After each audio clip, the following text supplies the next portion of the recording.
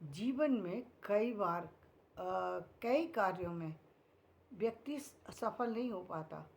तो लोगों का कहना ये है कि उसकी सफलता इसलिए उसे नहीं मिल पाई कि वो ज्ञानी नहीं है, वो जानता नहीं है, या कोई अन्य कारण है जिससे नहीं मिल पाई।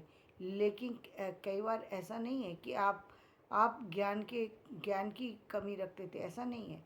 कई बार जो सफलता न मिलने के का कारण है, वो हो सकता है कि आपकी जो अ, जो आपकी आर्थिक स्थिति है वो मजबूत ना हो।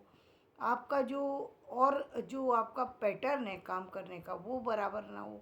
आपके अंदर और तरह की जो क्षमताएं हैं जो उस चीज़ से रिलेटेड है। जैसे आज अब आप देख रहे हैं, क्यों व्यक्ति एमबीए का एग्ज़ाम देता है, क्यों व्यक्ति सीए का एग्ज़ाम देता है।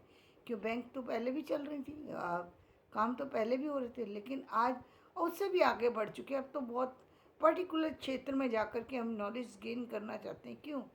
क्योंकि जितना ही हम चीज़ों को करीब से जानेंगे उतने ही हम उसमें क्लियर होंगे।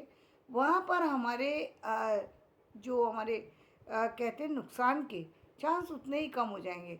एक हम संभावना होती है कि भाई एक व्यक्ति साइंटिस्ट है, निश्चित रूप से वो इतनी सारी रिसर्च करने के बाद ही उस कार्य क्षेत्र में आगे बढ़ा होगा। एक सर्जन है तो उसने बहुत सारे मेडिकल के बहुत सारी से ऐसी सर्जरी की होंगी जिसके बाद उसको सर्जन नाम दिया गया होगा। तो हम उससे एक अपेक्षा है हमारी बढ़ जाती है कि ये व्यक्ति इस काम में पारंगत होगा।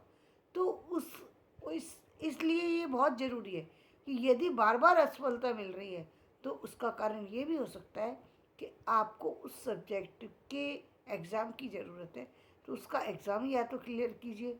एग्ज़ाम क्लियर नहीं करना चाहते तो उन लोगों को अपने साथ जोड़ लीजिए जिन्होंने उस एग्ज़ाम को क्लियर किया है। हो सकता है कि इसमें आपको कुछ लाभ हो, कुछ हानि हो।